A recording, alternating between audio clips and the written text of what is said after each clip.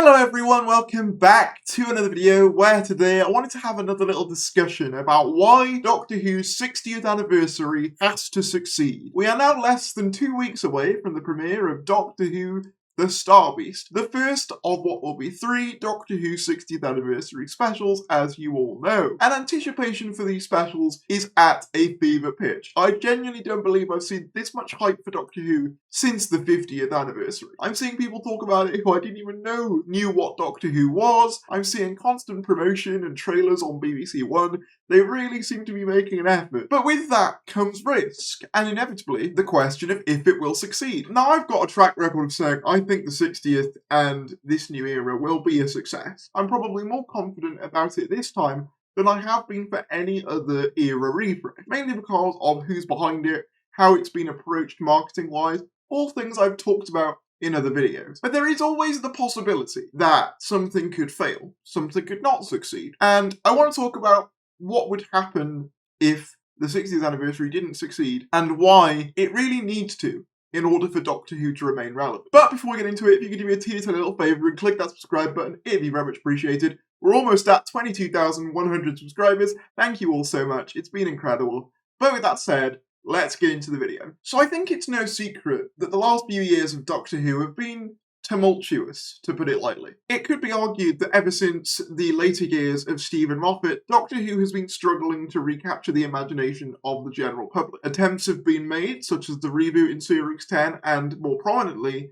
Series 11 having a new showrunner and Doctor, most notably the first female Doctor played by Jodie Whittaker, but both of these attempts, in my opinion, failed to really recapture the general public's interest for very long. In Series 10's case, I think it was just a case of wrong place, wrong time, as while I love Series 10, and as much as it tried to be a refresh, it ultimately came at the end of a Doctor's era who the general public weren't as fond of. I love Capaldi. It's not a slight on Capaldi at all, but you can't say he was as popular to the general person as Tennant or Smith. And with the Whittaker years, whilst we saw huge initial interest with things like Woman Who Fell to Earth, the interest slowly but surely dwindled over time for a plethora of reasons which are so long and complicated that I don't want to go into too much detail, but to summarise, I really think the year-long gaps did not help the hype cycle for this era, on top of a very, very lackluster marketing campaign, and just generally just not being as highly regarded by most people as what came before. Again, I'm trying to keep my personal biases out of this, but generally speaking, that's the commonly held view, right? That these episodes at this era wasn't as strong as the previous two. And we even know that coming into the end of the Chris Chibnall era, that there was a very real possibility that The Power of the Doctor, Chris Chibnall's final episode, could have been the last episode of Doctor Who for at least a few years. Until, of course, as we all know, Russell T Davies came back, and now we have these specials and Series 14, etc. But if these specials don't succeed, that entire plan falls apart. Obviously, I'm not saying that the show would be immediately cancelled. We know that Series 14's already in the can, and Series 15 is just going in front of the cameras now. So realistically, we'd still have Doctor Who for a couple of years. I don't want to say that, say for example, the 60th anniversary underperforms, that Doctor Who instantly explodes and it'll be gone. No, but what, say, a lukewarm response to the 60th would do, it would cast doubt on the whole RTD2 era. It would suggest that maybe even with Russell T Davies and David Tennant, the peaks of Doctor Who's modern popularity, there just isn't enough interest for a Doctor Who relaunch in the year 2023. Again, want to clarify, this is not what I think, but this is like the dark timeline. What could happen? And not only would that spell disaster for the 60th anniversary specials for RTD2, but it would also throw into doubt Ncuti Gatwa's entire era. Obviously, by the time the 60th comes out, Series 14 and a lot of Series 15 will already be underway, but they won't have had the chance to react to the response of the public to the 60th anniversary specials when they were making Series 14 and 15 because they were already well into production. So, say Series 14 and 15 are made in a similar way to the 60th, that say the general public aren't warm on, that makes it very difficult for Doctor Who as a brand and as a show to course correct. And another big factor in why Doctor Who has to succeed, and why the 60th anniversary has to succeed, is Disney+. Disney+ have put a huge cash injection into Doctor Who for the streaming rights to the show. And if they don't see the results they want from Doctor Who, there's nothing to say that that contract will keep going. Obviously, I assume they probably signed on for a few years, but once that contract ends, if the show's not performing as they would like, where does that leave Doctor Who? Because if you look at it from an international perspective, the BBC have gone all in on Disney+.